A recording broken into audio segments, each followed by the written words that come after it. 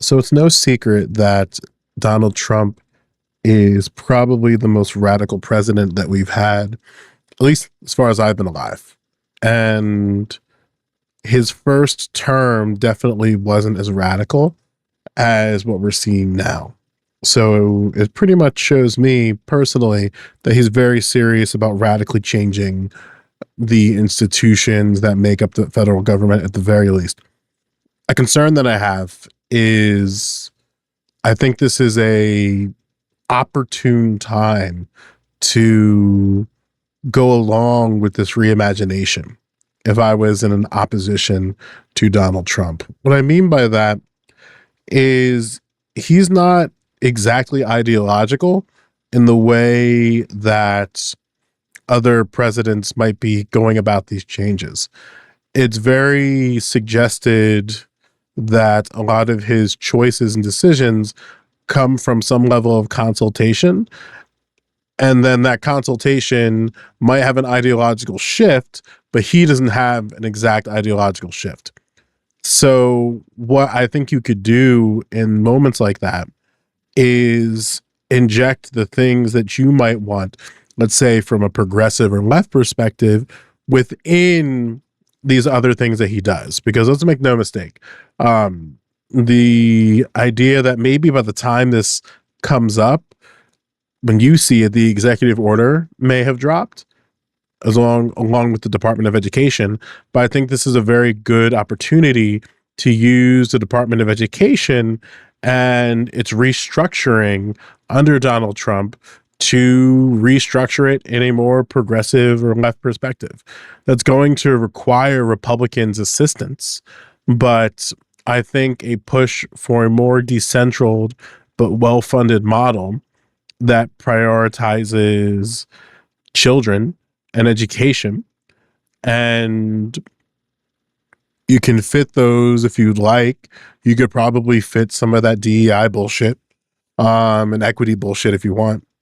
But I say that to say that I think Democrats are broadly not seizing the moment, right? You could, for example, hey, we're going to work. I'm just going to make this like sort of like a hypothetical what ifs of saying, hey, Republicans, I want to work with you in order to make sure that what you want with the DOE happens.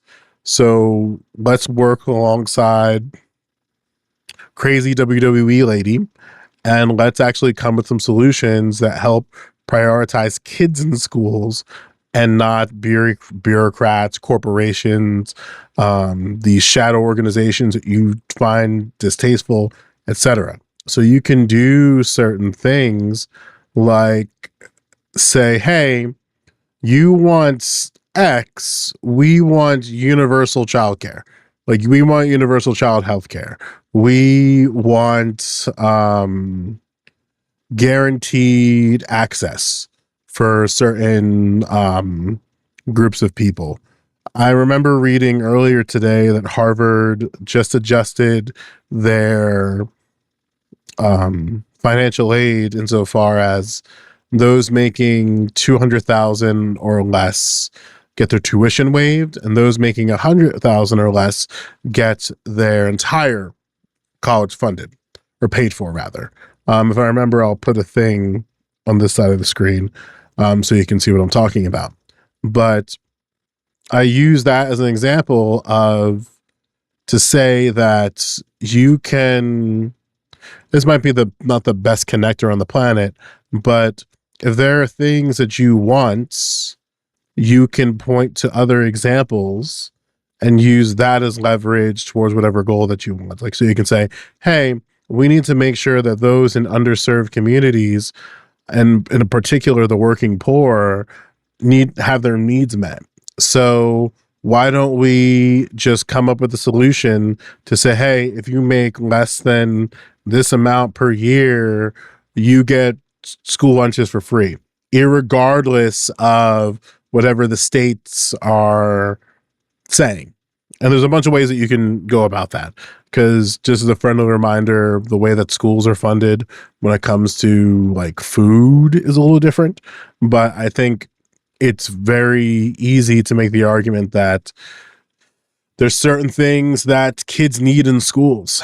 And while the DOE is something, a goal that you want to reduce and increase efficiency, whatever that means, why don't we use this as an opportunity to have some demands, like demanding universal childcare, paid family leave, or even a public health care option in exchange of the cuts. Um, you can be opposition, but I think there's a level of pragmatic opposition that needs to happen that currently doesn't exist.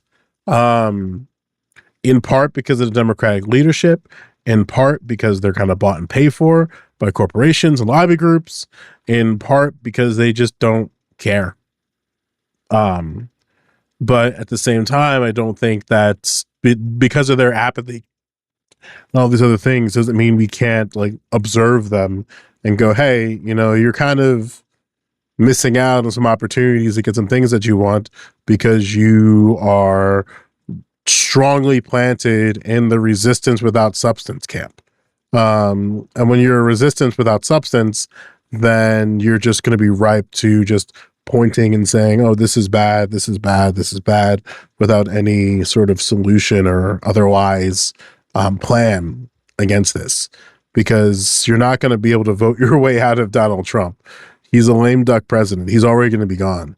So you need to, I think, in this opportunity, before he guts everything and you're playing catch up with whatever potential Democratic nominee and potential president, I think you need to use this as an opportunity to be pragmatic opposition as opposed to being opposition without substance, resistance without substance. So just kind of to close out, Democrats could push for the restructuring that shifts funds directly to states and local municipalities, but with built-in protections for things like equity and access. If that's what they care about. I mean, they kind of don't, but I think that it's important to be a bit more pragmatic about being in opposition in this particular moment and use the holes that are being created by Donald Trump to fill it in if you believe certain ideologies and certain approaches are better for society. I use ideology loosely here because it's not really about inserting an ideology. It's about inserting a type of framework of living in the world that is hard to crack when met with opposition. So while you're changing these institutions, people are going to be adjusting their engagement. So before they adjust their engagement, you should, rather even before they adjust their engagement, you should be involved with the adjustment process. You should be involved in the new environment of a post DOE, a post USAID, whatever the case may be. I'm just not sure if Democrats are really capturing that moment right now. And I don't really look. I have don't have nice words to say about Democrats, but I can definitely see that this is a good opportunity for them if they decide to get their heads together. And stop putting their flag down and sitting on a chair. It's like, well, we actually have to work with these people, right? We're in a right-wing country already. So it doesn't matter how much you dislike the right, whether it be the Christian right or whatever, you're going to have to deal with these people. And you can bank on certain things. Like, I'll probably talk about this another day, but folks are not as ideological as I think people lay them out to be. And I think that's something worth exploring politically, electorally, and socially when we're trying to get things that you want in the world. Anyway, my name is Joe, and I hope you're doing well. I've been working my ass off, so I haven't been able to kind of make videos. I have a lot on my mind, so hopefully in the next coming days or weeks, I can get some of these out so I can get my thoughts out there. With that being said, I hope you have a good day, and yeah, I'll see you soon.